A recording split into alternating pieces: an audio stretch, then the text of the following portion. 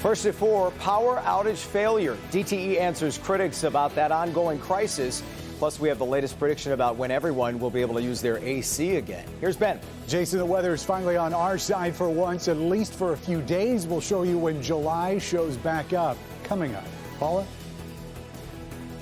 I'll introduce you to some of the most powerful voices making a change at this year's NAACP convention. Live from downtown Detroit, Local 4 News First at 4 starts now. First at 4, a car crash turns into a deadly attack as a man is beaten to death outside a gas station. It happened this morning near West Davison and Livernois on Detroit's west side.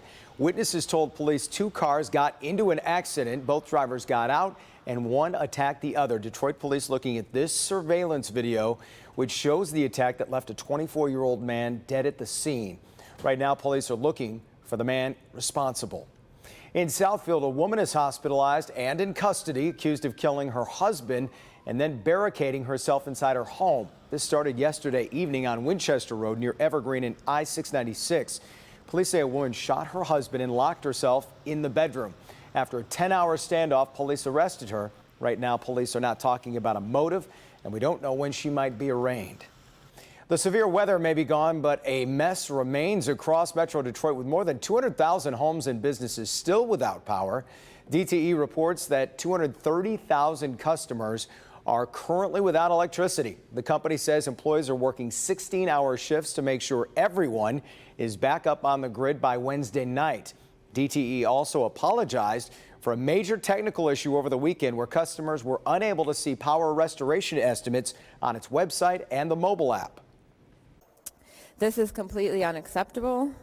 We've been working very hard to fix those communication channels and to make sure that the estimates are available to customers. That issue has been resolved, by the way, and it is monitoring the site, DTE is, and the app to make sure everything is working properly. Right now, we're waiting for those new numbers from DTE about how many people are still without power needing repairs. We'll pass those along to you as soon as we have them.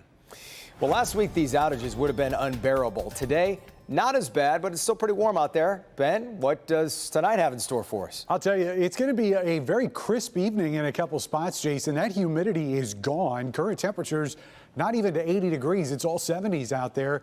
But the wind is causing some issues. It's out of the north and northeast, especially up here in our north zone. So we do have a lakeshore flood advisories out for Sand Lake and St. Clair County. High waves, could see winds up to 25 miles an hour there, at least through the rest of the evening. But look at these temperatures. We're going to be down into the 60s by 10 o'clock tonight, 50s for overnight lows.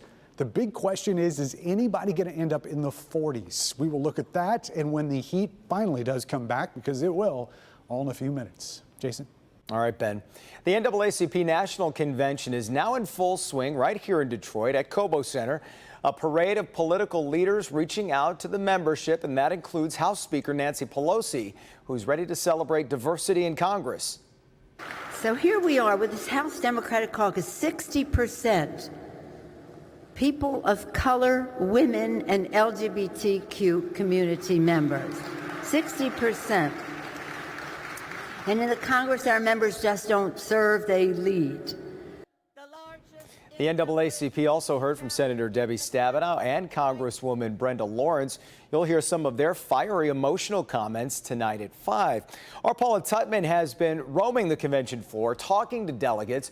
She found a teenager who's already engaged, involved, and looking to make a difference. Paula's at Cobo this afternoon with that story. Hi, Paula.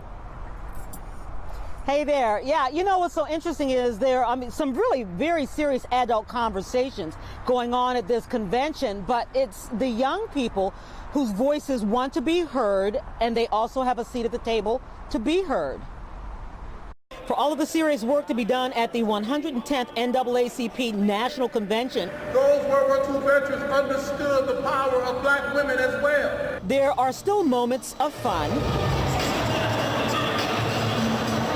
But for a group of delegates, fun can wait. The president of the chapter runs a tight ship and doesn't like to miss sessions or even show up late for them. Also learning how to basically be an adult, because you have to get up and go to your own workshops, go to your own luncheons. No one's there to like hold your hand and make sure that you're there. Kamaria is the 16-year-old president of the Greensboro Gate City Youth Council.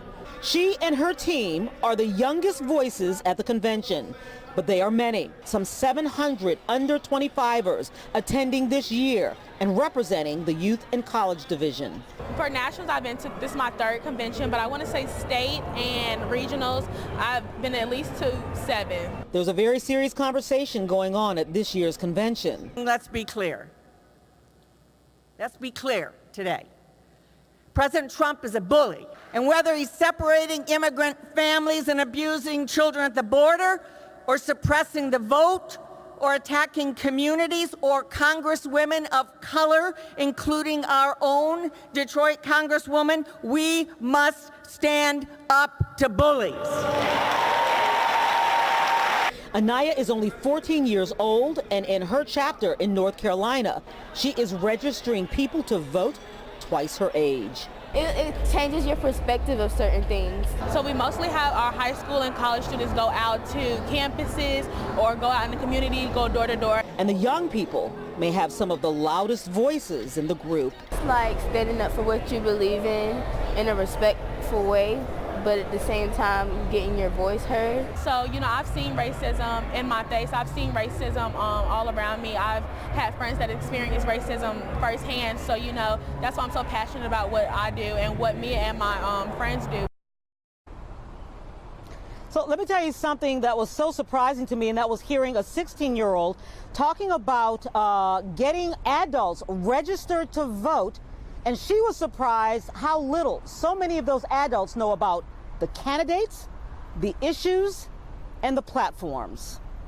Jason? Yeah, wise, and boy, you talk about motivated beyond their years. All right, Paula, thank you.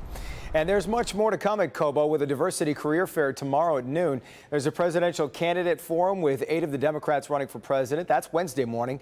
We're streaming the convention live at clickondetroit.com. Just check out our homepage. Tensions between the United States and Iran are rising once again. President Trump is weighing in on new claims coming out of Tehran. Iran today reported the arrests of 17 Iranian nationals it said were recruited by the CIA to spy on Iran's nuclear and military sites. President Trump calls that report a false story and a lie. The president, who pulled out of the nuclear weapons deal with Iran, says he's willing to make a new deal, but the chances of that are dimming. Frankly, it's getting harder for me to want to make a deal with Iran because they behave very badly.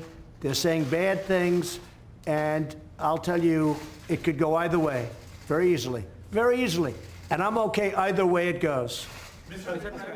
The president called Iran, quote, a mixed-up country with a lot of problems. He plans to sit back and wait to see if Iran wants to negotiate a new deal with the U.S. We're tracking other stories making headlines across America first at 4. The president and first lady led mourners paying respects to the late Supreme Court Justice John Paul Stevens today in Washington. Stevens died last week following a stroke at the age of 99.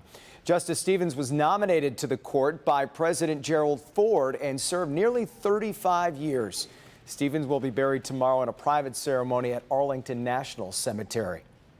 President Trump claims he will not be watching Robert Mueller testify before Congress later this week.